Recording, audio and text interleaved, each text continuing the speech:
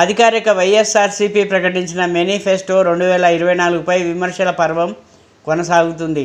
2019లో ఇచ్చిన హామీలను తుంగలో తొక్కి మరోసారి జనాలను నమ్మించే ప్రయత్నం చేశారంటూ విపక్షాల నుంచి రాజకీయ నిపుణుల వరకు అందరూ విమర్శలు గుప్పిస్తున్నారు.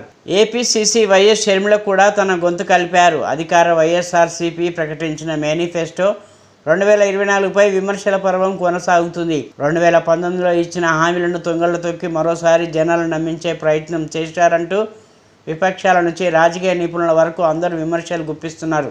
ఏపీసీసీ వైఎస్ షర్మిల కూడా తన గొంతు కలిపారు.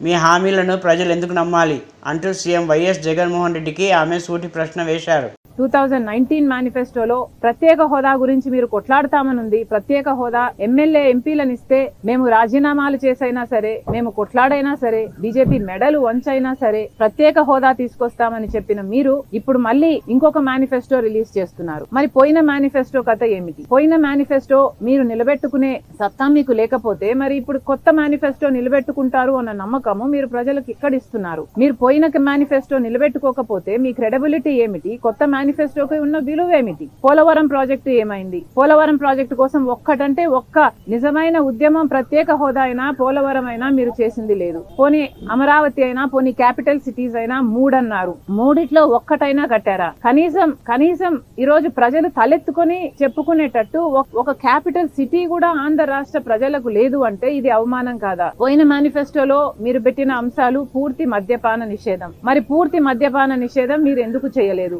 పూర్తి మద్యపాన నిషేధం అని చెప్పిన మీరే, మీ సర్కారే ఈరోజు మద్యం అమ్మే స్థాయికి దిగజారింది అంటే మరి మీకైనా మీ మేనిఫెస్టోకైనా ఏమి క్రెడిబిలిటీ ఉంది అని కాంగ్రెస్ పార్టీ ప్రశ్నిస్తుంది. ఈరోజు జాబ్ క్యాలెండర్ గురించి పోయిన మేనిఫెస్టోలో మీరు చెప్పిన అంశము ప్రతి జనవరిలో సంక్రాంతి ఎలా వస్తుందో జాబ్ క్యాలెండర్ కూడా అలా వస్తుంది అని మీరు చెప్పారు 5 సంవత్సరాల క్రితం. మరి దాని మాట ఏమిటి? జాబ్ క్యాలెండర్ ఒక్కటి కూడా 5 సంవత్సరాలు గడిచింది, 5 సంక్రాంతులు గడిచాయి, కానీ జాబ్ క్యాలెండర్ మాత్రం ఒక్కటి కూడా రాలేదు.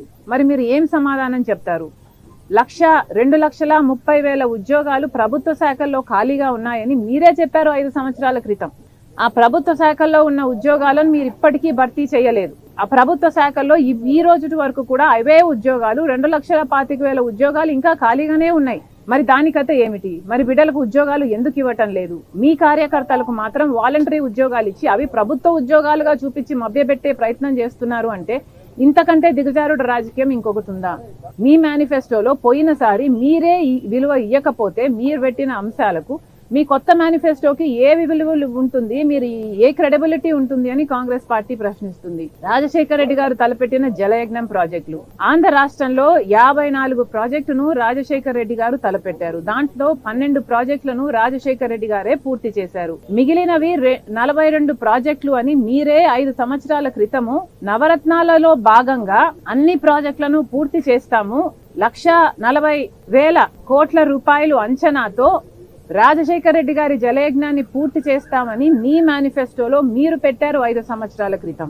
మరి ఈ 5 ఏళ్లలో ఎన్ని ప్రాజెక్టులు పూర్తి చేశారు? కనీసం సగం చేశారా, 10 చేశారా, 5 చేశారా అంటే ఏది చేయకుండా పోయింది. రాజశేఖర రెడ్డి గారు 90%, 80%, 70%, 50% పూర్తి చేసిన ప్రాజెక్టులను కూడా మీరు పూర్తి చేయలేకపోయారు అంటే మరి మీ మేనిఫెస్టోకి ఏ విలువ ఉంది? పోయిన మేనిఫెస్టోలో మీరు చెప్పిన మాట మీరే నిలబెట్టుకోకపోతే ఈ మేనిఫెస్టోలో మిమ్మల్ని ఎందుకు ప్రజలు నమ్మాలి అని కాంగ్రెస్ పార్టీ ప్రశ్నిస్తుంది.